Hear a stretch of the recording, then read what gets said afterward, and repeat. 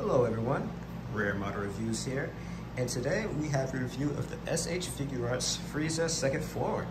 So this is a P-Banda exclusive, something I ordered quite some time ago, and honestly it was probably one of the most exciting figures for me to finally receive in the mail. Not only was the Frieza arc probably arguably the most iconic arc of Dragon Ball Z, but also Frieza's amazing villain, and he just really caused a lot of havoc in his second form here, and it's just something that's like a really pleasure for me to have in my collection. It's super detailed, just as you expect from all of the other figure arts lined up here. It has a whole wide variety of expressions on his face, this one being him in this maniacal laugh-looking face here, which is very fitting for him here, because he was just bullying people here for a very long time until Goku showed up.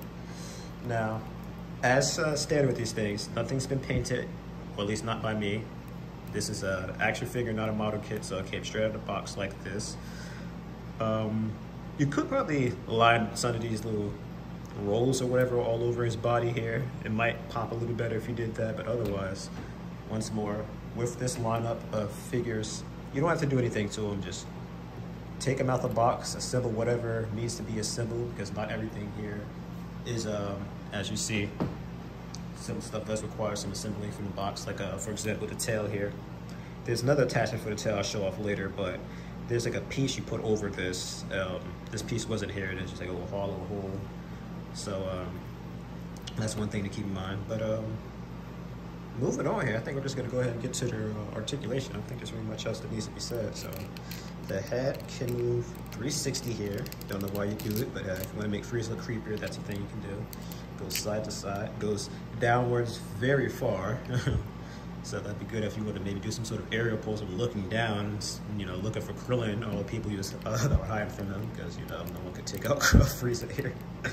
The neck doesn't move up much, really, but thankfully the body movement more than makes up for that. So as we're standing with these lined up here, you can do some very great flying poses just by pushing that lower back there portion, whatever you call that. The upper body actually moves up a lot more than a lot of these kids do. Like he has, like, look at that. He almost like a limbo pose, how great this articulation is. As you can see here, this little jewel on his chest, it also kind of moves a bit too. You notice that it kind of goes in and out a little bit there. So again, just amazing articulation. And I just want to again attest to the detail here. I didn't even really notice that until now, but you can see he has like these abs here, so that's actually pretty funny. Frieza has abs.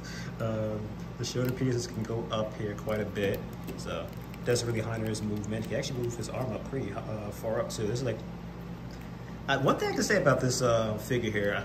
I'm going to attribute it to how big Frieza is. It really affords them to do a lot more articulation than I've ever seen with a lot of figures. Like if you can see here, there's a joint at the arm that lets it move out, and then in addition to that, you can move the arm out as well. So I can already confirm you guys, there's no cross arm pieces or anything that comes with this, but the wide range of articulation you can get with them, you can work something out with a cross arm pose, no problem here. Moving on to the arms with this amazing articulation. Again, this is, like I just said, this thing has to be the most articulate I've ever seen these figure arts.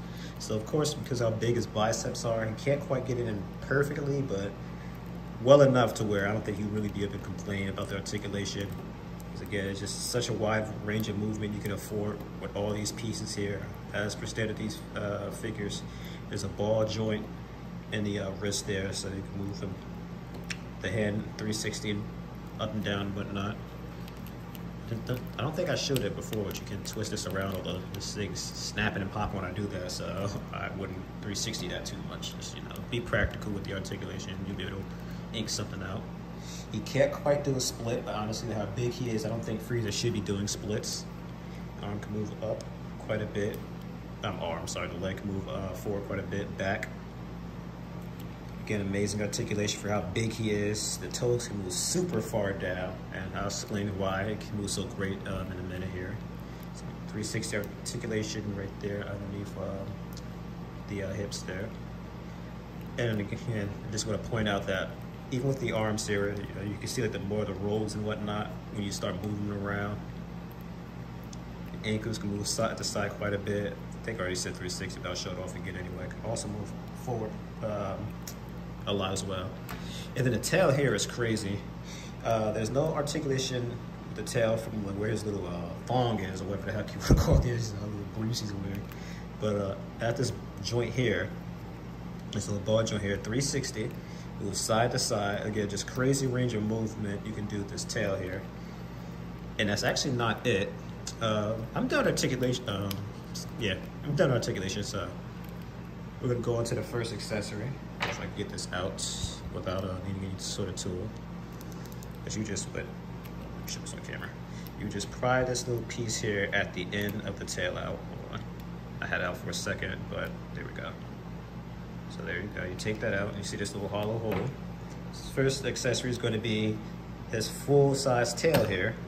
So as you know from the show, Krillin cut it off with a Destructo Disc, which is actually pretty ironic because that's like Frieza's own ability Krillin used back at him. So as you can see here, now he gets even further range of movement with his tail. Even the little purple end of it moves as well. And you could honestly say Krillin literally cut Frieza's tail in half here, because as you can see, the little extended bit of the tail is almost the size of the full, the back end of the tail, whatever you'd call this portion. So his tail is just like super long here. Like, the tail is probably longer than Frieza. Like, I have to put him all the way back here for you to grasp the full scale of his tail. It's very long. So honestly, I'd probably end up having his tail off most of the time because his tail is just so long. It's just like, you know, it's just a little cumbersome. One good thing about the tail though is it's so thick. You really don't have to worry about bounce when he has his tail out there, because the tail kind of keeps him up to the point that I'm going to show off the next accessory. Well, actually, I didn't mean to show this off, but it comes with 4-star Dragon Ball. Krillin had one as well on all of these P Bandai Namek Saga figures have a Dragon Ball. You can, of course, hold it in his hands if you have it just right. So these aren't quite the ones you'd want to use for him, but you can, again, pull it off if you have the proportion just right. So voila, there's that. So I'm gonna throw this to the side. And again, the next accessory is going to be these alternate feet here. So these are more so supposed to be for when Frieza is flying. So these pop out very well, by the way, and pop on nicely as well. They feel snug and secure, but they are no issue to get on and off, which I love. So these are something, of course, you'd more so want to use for flying pulls if you get him on a base. One thing I can tell you guys right now is, since this is an action figure, not a model kit, there's no piece or anything at all for you to put him on a base. I've tried a wide variety of different attachments for the action bases I have, which are typically for Gunpla. Nothing's working. And even the base I usually put these figures on, this is not going to be able to support his weight. If I try to put him on right now, which for the heck of it I will do, like, look at that, piece fell off. He's that heavy that he just cannot go on this action stand here. He just goes right off of it. However, as I said though, his tail is strong enough to where you can balance him up with his tail. Let me push him back so you can see.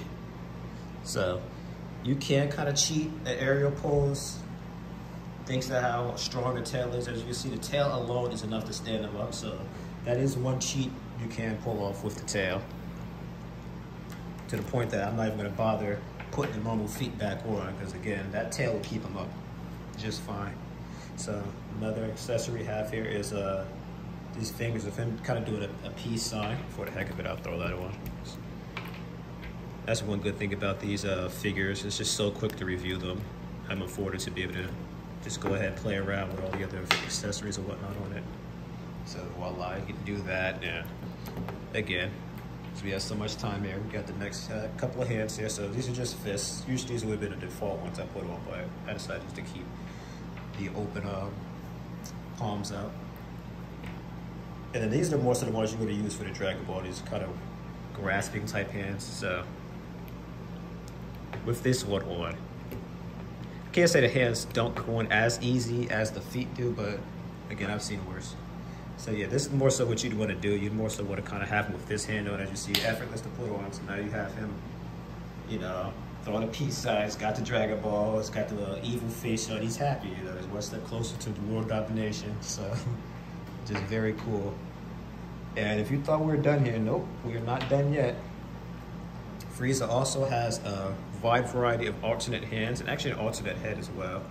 I don't know why they did this, but they have 2 different heads you use for these accessories. So basically, the reason why is because one end has the small end on the left side and a big end on the right side, whereas this one has a big end on the left side and small on the right side. So you have to kind of disassemble the heads and disassemble the heads and then figure out which one fits what. So for example, this one here, what is that, the small here? So you want to replace that piece with this one. And now you can throw on the head of Frieza, very angry, most likely at a Krillin for cutting off his tail. So you would be able to, here, I have him right here. And in fact, I'm going to go do a little size comparison real quick because I just want to show you guys the scale of how huge Frieza is compared to some of the others. So I'm gonna have to back him way up. I want you guys to be able to see his feet. So we have Turles here. I have Turles here because I don't want to abuse Goku and bring him out every chance I have, especially with him being Super Saiyan 2 Halo 1. So we have Turles here. Turles is almost half his size, so you already know what's coming up when I bring Krillin out. So Krillin is literally half his size. That's an exaggeration with Turles, but Krillin literally is half his size. And if you guys are wondering why I have Krillin this excruciating look of pain on his face there, that is because, and I didn't show off the other head, so I'll go ahead and do that too. So we're gonna take that off. We're gonna put the very unamused looking face on, if I can line this up properly. I don't know why I'm struggling. So we're gonna do that. And again, we have all the time in the world, so I'm gonna throw on the fist here, why not? And again, this is just me allowing you guys to grasp at, again, just how many iconic poses and whatnot you can pull off of Frieza here. So you could just have him, especially when you have an action base here too. Again, I want to show this off. When you get an action base and the other figures that match, like again, Krillin here, I even made sure to have the effect of the puncture there in his armor. Like again, you could just do like some crazy poses where, you know, you have Krillin being like impaled on Frieza's horns and whatnot. And again, you just have him sweating, his mouth wide open, he's in pain. Like this just looks like great. Like I almost want to just not move them and just put this on my shelf, just keep them like this. Like this is just like so perfect. One of the main reasons why I had to pick Frieza up, especially with me already having Krillin when I ordered Frieza. Like I was waiting for months to be able to pull something like this off, just utilize this amazing extra piece they have with Krillin here.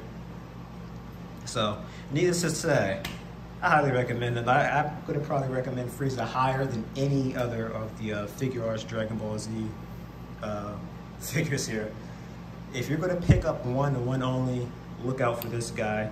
This is a P-Band exclusive. I believe Frieza is about 70 bucks, maybe to 90, which isn't honestly bad for all he comes with. It's just like, again, I have zero complaints about Frieza whatsoever. I cannot complain about him.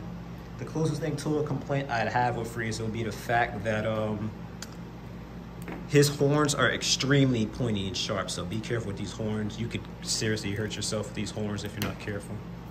And since I got one more head here to put on, I believe this is the one I didn't put on yet. So we're gonna go ahead and do this one of him kind of grinning. And again, I really don't know what else to say here. I spoke my piece, so I'm gonna leave this thing out. On a note, I leave out all my reviews here. This has been a rare amount of reviews. Like, comment, and subscribe. And I will see you guys in the next review.